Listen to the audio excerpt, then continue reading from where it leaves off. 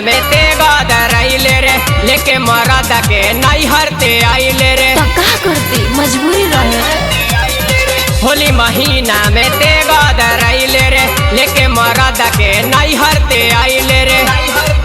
तोरा लगे न तनिला जो हाया हतार रंग चोली यार रंग साया फगुआ में डबल डबल मजा आया। हतार रंग चोली यार रंग साया फगुआ में डबल डबल मजा आया।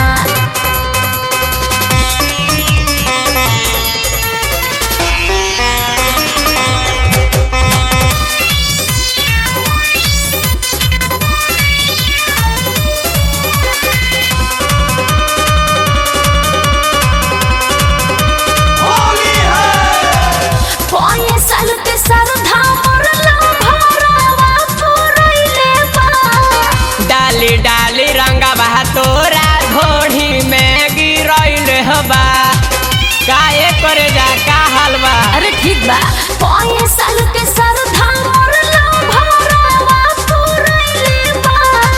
डाली डाली रंगा बहा तोरा घोड़ी में गिरैल हबा पोताइल बगल तोर दाया। हतार रंग चोली यार रंग साया फगुआ में डबल डबल मजा आया। हतार रंग चोली यार रंग साया फगुआ में डबल डबल मजा आया।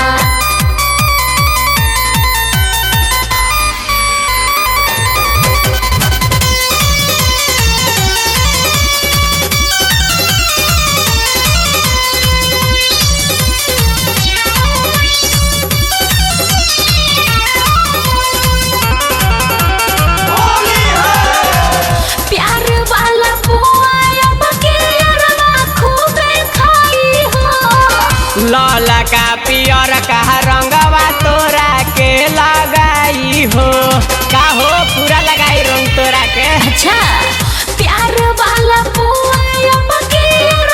खूबे खाई हो।